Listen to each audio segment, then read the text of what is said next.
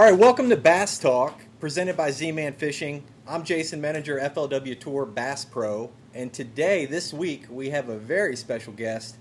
I think he's probably one of the most consistent guys on the Bass Tour and on the FLW Tour. He fished the FLW here for years. He's also fished a lot of Bass Opens. I think you're in the top 100s for quite some time, too. Mr. David Walker. Yay! Hey! All right. Man, we are just so pleased to have you today, David. How are you doing? I'm doing fine, doing just fine. How about you, Jason? You ready for the year to get started, huh? Yeah, we get started here next week at Hartwell, so I'm getting fired up about that. Head over for practice, and I tell you, I was glued to the coverage, the Classic coverage. I think they did a really good job of covering the Classic. In fact, the first day I'm watching you, and you were leading the tournament for pretty much the whole day. So, I mean, yeah, that must have been pretty cool from start to finish. Oh, I think you had 17 pounds by like 7 o'clock in the morning. Yeah, no, that's a good place to start, you know. You want to jump right in the middle of the cannonball it, you know, right in the middle of the pool. Well, it ended up, from my understanding, I guess one of the observers actually punched in a wrong number on one of your fish, so it appeared from everybody that was watching and following that you had a lot more weight than you did. But when it all came to a close on the first day, you were right about where we thought you were. Yeah, no kidding. He the guy I had with me there, they give him a little phone and they punch in pounds and ounces, the little Bass track deal. Sure. And he punched in 2 pounds and 87 ounces. Well, evidently that comes out to be 7 too. And he never told me he did that until like after about the third fish, because he's like, about the third one I caught, I'm like, he's like, oh, that's about a 3-pounder. And I'm like, it's more like 2.5. And he said, well, the first one I put in come in as a 7 too. And I said, man, my wife's going to be pissed at you. So you better catch him. Yeah. Yeah, so the pressure was on after he told me that. But like you said, as it worked out, I ended up close to what he had guessed anyway, so it all worked out in the end, and it was pretty fun to come in and everybody's talking about the 7-pounder, and I'm like, yeah, really doesn't exist. But then they made it for the second day. They had me down as 2 fish all day, yep. And I had another solid limit. So yeah, no, that must have been a great. I mean, for you it's been, and you can kind of refresh our memory, but this was your first year on the Elite Series. Technically, you were a rookie, but obviously you're no rookie. You probably have more top tens. I mean, I look at you like a guy like an Andy Morgan, who is Mr. Consistency. You guys just always seem to catch them. You're always getting top tens, and you're making cuts. So, I mean, for you to be a rookie on that tour, obviously you weren't. You won a tournament. You won a major tournament your first year on the tour, and then you followed up at the end of the season with just an awesome Classic performance. I know you wanted to win. And certainly wanted to probably have a better last day, but hey, all in all, it was a pretty good year for you with the Elite Series. yeah, I agree. You know, I mean, you go into the Classic with a different mindset, and it was about winning it, and that's really where I kept my head screwed on all week. The last day was kind of a grind for me. I completely abandoned my area and fished the upper pool where. The place where I was fishing at on the lower pool, I was really sharing a lot of that water with the top leaders. And the problem is when you get into the final there, you get that far along, everybody's kind of got their area. You know what I mean? Your ability to move around in there just keeps getting less and less. And so I felt like in order to win it, I really needed to catch a big stringer. And to do that, I wanted to go to some areas that really hadn't been fished too hard. I'd stopped in the upper pool there on that second day with just about 30 minutes left to fish, caught 3 good fish, culled twice, and so that right there, and there was no one else in that area, so that right there told me, yeah, let's not be crazy. Let's go up here and spend the whole day fishing and give myself a chance to win. And as it turned out, I caught another limit, but I never had a big bite. But conditions had changed so much in there that I kind of knew I was going to have to grind it out, but I felt like I was going to have to grind it out down there as well. So it didn't turn out the way I wanted to, but I felt like I made the right decisions. And like you said, you know, after having a good solid year to finish up the Classic, going in there with that kind of momentum, the Classic is exactly where I wanted to be. Where I wanted to make it, and I got in there, did well. Now let's worry about Oklahoma Classic. Absolutely. Yeah, that's going to be a fun one out there for sure. So we've got a couple questions, I guess. Our producer, Graham Johnson's going to bring over from our Z-FanZ on the social media side of things. And I've got Glenn over here who he says, hindsight is 2020. Anything you would do differently if you fish there tomorrow, meaning the Classic? Is there anything that you would have changed looking back on things? Well, not really, because I only lost one fish on that last day. That would have actually, I probably would have had maybe a pound more than what I did have. I had 11 something. I should have weighed in about 12. Other than losing that one fish, the decisions I made were right. The areas I found, like I said, were I had 3 areas in Pool 4 and 1 in Pool 5 that I had a lot of confidence in. And those 3 areas was basically where the top 10 fished at. So I know I did. I made the right choices. Just didn't get that 6-pound bite, which is what you needed to do. It never happened. So, what else can you do other than, like you said, hindsight's 2020. Oh, I could have done this or that. But if everybody had the same hindsight, there'd been a lot more boats in that place to start with. So yeah, and like you said, I mean, in the Classic, the money is it's pretty good for second place, but second place is almost last place. You're trying to win that deal, so you got to make the decisions that are going to lead to a win. We've got one other question here from Robin Johnson out of Salt Lake City, Utah. What was the best decision you made at the Classic that you felt kept you in contention and made you compete as well as you did in the tournament? Sticking with what my practice told me and not what the history told us. And that being said, meaning that I took the risk and went through the locks and made a really long run. I mean, you basically we'd take off at 7 o'clock. I wouldn't be fishing until around 8:30 each morning. So, and then coming back same way. We'd lock back, locks closed up at 2 o'clock. And it's a 35-minute run from the locks. So I spent the majority of my day driving. But I knew that those areas were better than what the previous history had told us, that Pool 5 was by far the best pool. That's where everybody wins at. That's the best. But that didn't turn out to be the case, and that's kind of so I had to kind of disagree with what all the pundits are saying. Sure. And go down there and trust my gut that I just felt like it was a better area, and it turned out to be the winning area.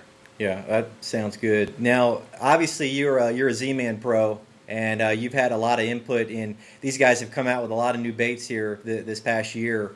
The one that comes to mind is the punch crawl. I know there was some punching going on in this tournament. There were some hyacinth mats that were being punched, and some guys had caught some fish. Did you catch any fish on that particular bait? Any other Z-Man baits that you threw that you might have caught a few fish that helped you out in the finish that you had? The 2 major baits that I used that were Z-Man products was, of course, the chatterbait. I mean, that's just that under those conditions, it's an ideal lure for that. I used it a lot, and then the punch crawl so much, but I used the flapping crawl. Sure. I used it quite a bit. I used it as my pitching bait and also as a jig trailer. So, good. Swimming that jig through those lily pad stems and all with that tail action, it never tears off. You know what I mean? You don't you slapping the grass off of it. You just keep making the cast. The pinchers don't come off, and that was the coolest part about it. Saved me some time, and when it comes down to sitting down or re-rigging a lot, if you can save a few minutes out of every day, it adds up. So for me, I just put that bait on the back of a jig and just basically reel it through those pad stems, and it was a great search lure between that and the chatterbait. Good deal. So how do you think about the schedule going forward now this year? They've got that one potluck deal, I guess, where you don't know where you're going to be at. That's kind of interesting. That's the first time for something like that. What do you think about the schedule, how it relates to your style of fishing, and you making the Classic coming up on Grand Lake next year? Well, I think the schedule is going to be just great. Last year we're really top heavy on the whole sight fishing deal. Obviously, we've got Palatka coming back up the St. Johns River. It's going to be another sight fishing deal. But that being said, I finished well there. I didn't do great. I didn't do bad. I felt like I got through it. And we're going on to Okeechobee. That's going to be a really good place to do some flipping. And then after that, we're kind of changing it up this year. It's not all sight fishing deal. And for me, being versatile enough to where I'm being consistent, that is going to play into my strengths. I'm not one show pony there. So I look forward to it.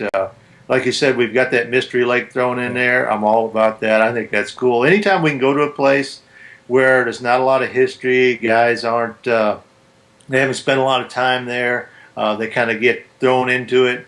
I like people being put back on their heels like that. Sure. For me, I always feel like that's an advantage. Well, it's funny you bring that up. There's a new circuit out there. It's the MLF, or Major League Fishing Circuit, and there's been a lot of talk in the industry about that and that format.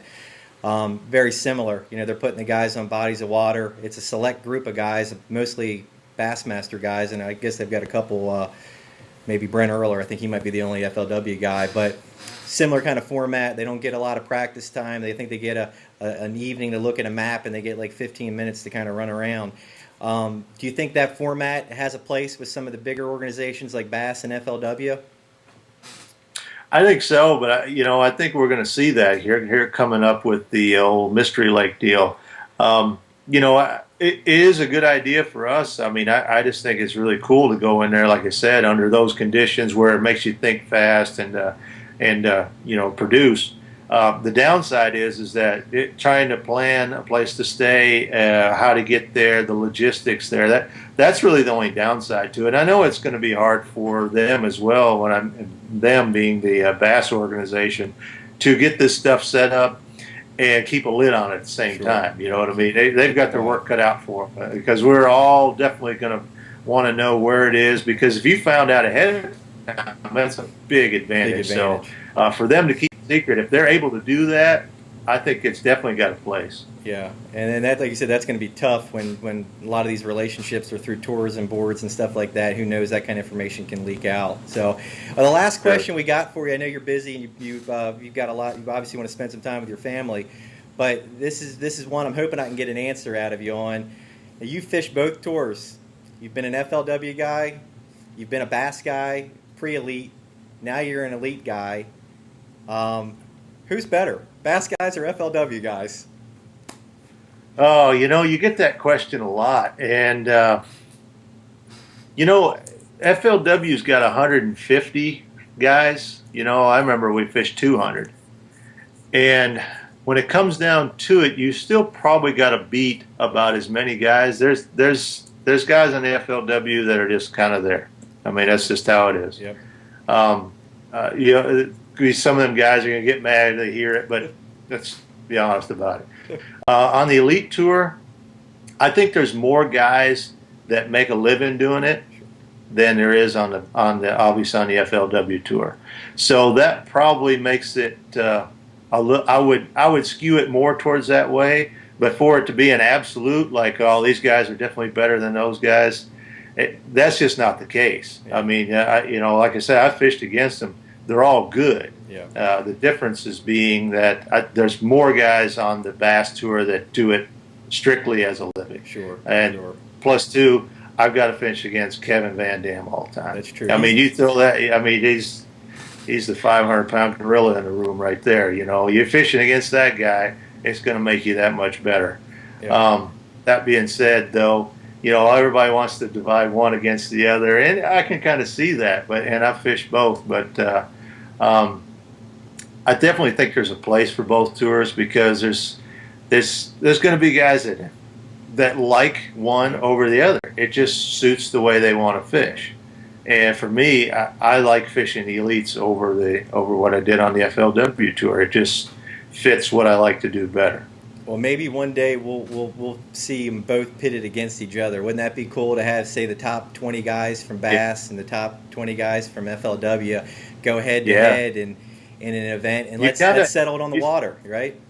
Right. Well, you kind of see that now with the Toyota Texas Bass Classic, the way they have it every year. It doesn't get the recognition that it deserves, I believe, because it does take the top names from both circuits and that circuit, and put them all together in a fish-off. So I think that's probably the championship that everybody's wishing for is already being held. Yeah, good point. Good point. So, well, David, we really appreciate your time. Thanks for being a guest on Bass Talk. We love it. You're a fan favorite. And we look forward to you having a great year on the tour, and I'm sure we'll be talking to you soon again. Yeah, thank you, buddy. That's great. That's great. Thanks for having me on there, and thanks to all the fans for coming out. The Classic was a huge success. There was lots of fan support there. And for the fans to come out and support the events by just showing up, it means a lot. You know, the sport, the way it's been over the last few years is really, you know, like everything else with the economy being down like it is, to see the people come out and really rally behind it is just, you know, it's great to see that the sport does have some longevity there. You know, they're breathing life into it just by being part of it. Absolutely. I couldn't agree with you any more than that. Well, thanks again, David. We appreciate it, and you have a great day today. Thanks, Jason. See you, everybody.